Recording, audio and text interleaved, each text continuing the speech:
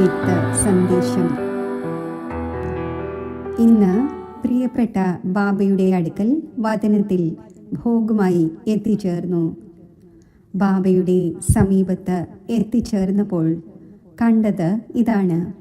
ബാബ ഇന്ന് ചില കടലാസുകളിൽ ചിലത് നോക്കുകയായിരുന്നു, ചിലത് വായിക്കുകയായിരുന്നു.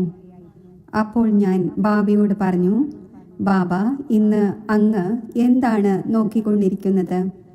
അപ്പോൾ ഒരു സെക്കൻഡ് ബാബ നോക്കിക്കൊണ്ട് പുഞ്ചിരിച്ചു.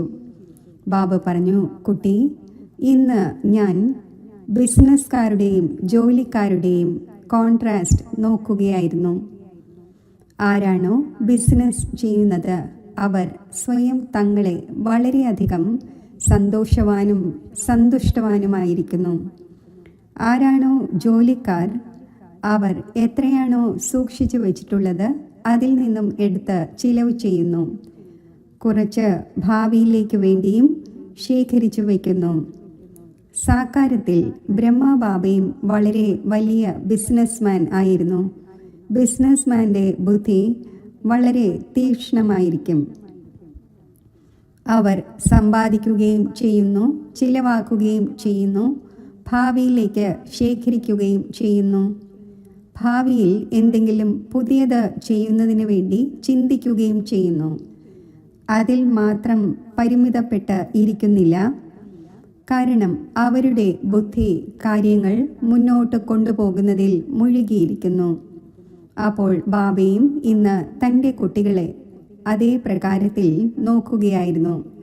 ഏത് കുട്ടികളുടെ ബുദ്ധിയാണ് സ്ഥായിയായ രീതിയിൽ ഏതൊരു സേവനം ലഭിച്ചിട്ടുണ്ടോ, ഏതൊരു കാര്യം ചെയ്യുന്നുവോ, അത് സെൻറ്ററിൽ ആയാലും മധുബനിൽ ആയാലും വീടുകളിലുള്ള കാര്യമായാലും ബാബ എല്ലാവരെയും കണ്ടുകൊണ്ട് ഇത് നോക്കുകയായിരുന്നു, അത് കേൾപ്പിക്കുകയായിരുന്നു. ബാബ പറഞ്ഞു, സെൻറ്ററായാലും മധുബനായാലും എവിടെയായിരുന്നാലും ചിലരാണെങ്കിൽ തങ്ങളുടെ കാര്യത്തിൽ പരിമിതപ്പെടുത്തി മുന്നോട്ട് പോയിക്കൊണ്ടിരിക്കുന്നു. ബുദ്ധിശാലികളായ ബിസിനസ്മാൻ ആരാണോ അവർ ഭാവിയിലേക്ക് പുതിയതെന്തെങ്കിലും ചെയ്യുന്നതിന് വേണ്ടി ചിന്തിക്കുന്നു, എന്തെങ്കിലും പ്ലാനിങ് നടത്തുന്നു. അപ്പോൾ ബാബ പറഞ്ഞു, അതിൻ്റേതായ രീതിയിൽ രണ്ടും ശരിയാണ്.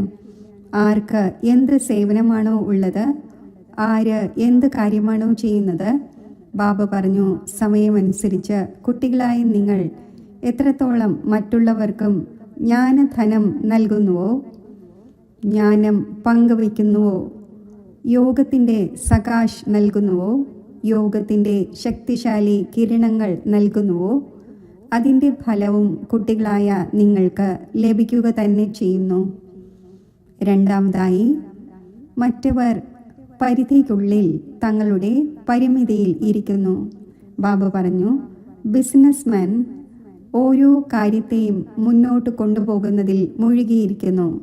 അതേപോലെ ബാബ പറഞ്ഞു, സെൻറ്ററിലായാലും മധുബനിൽ ആയാലും ഏതൊരു സ്ഥാനത്ത് വസിക്കുമ്പോഴായാലും തൻ്റെ ബുദ്ധിയെ പരിധിക്കുള്ളിൽ വയ്ക്കരുത്.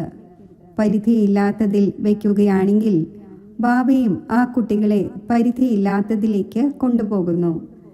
പരിധിയുള്ള ബുദ്ധി വയ്ക്കുന്നതിലൂടെ പരിധിക്കുള്ളിൽ പരിമിതപ്പെട്ടു പോകുന്നു. ബാബ ഇന്ന് രണ്ട് ദൃശ്യവും നോക്കുകയായിരുന്നു.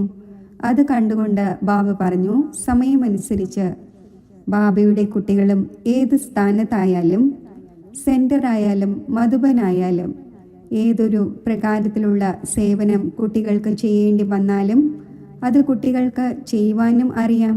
എന്നാൽ ബാബ പറഞ്ഞു, ആ കാര്യം തീർച്ചയായും ചെയ്യണം. ബുദ്ധിയെ പരിമിതപ്പെടുത്തരുത്. ബുദ്ധിയെ വളരെ വിശാല ബുദ്ധിയാക്കി പോകണം. ബാബ ഇത്രയും സന്ദേശം കേൾപ്പിച്ച ശേഷം ബാബയുടെ മുന്നിൽ ഭോഗ് വെച്ചിട്ടുണ്ടായിരുന്നു. ഇന്ന് വിശേഷിച്ച് സരള ദീദിക്ക് നിമിത്തമായുള്ള ഭോഗായിരുന്നു. ബാബയ്ക്ക് ഓർമ്മ നൽകി. ഓർമ്മ നൽകിയതിനോടൊപ്പം ബാബ എന്നോട് പറഞ്ഞു, ഈ കുട്ടി എവിടെയായിരുന്നാലും ഏത് സ്ഥാനത്തായിരുന്നാലും തൻ്റെ സേവനങ്ങളിൽ സന്തുഷ്ടമാണ്. പിന്നെ മറ്റു പല ആത്മാക്കളുടെയും ഓർമ്മകൾ ഉണ്ടായിരുന്നു. അതും ബാബയ്ക്ക് നൽകി. ബാബ ആ കുട്ടികളെ എമർജ് ചെയ്തുകൊണ്ട് എല്ലാവർക്കും വളരെയധികം സ്നേഹം നിറഞ്ഞ സ്നേഹസ്മരണകൾ നൽകി. എല്ലാവർക്കുമുള്ള സ്നേഹസ്മരണകൾ സ്വീകരിച്ചുകൊണ്ട് താഴെ എത്തിച്ചേർന്നു. ഓം ശാന്തി.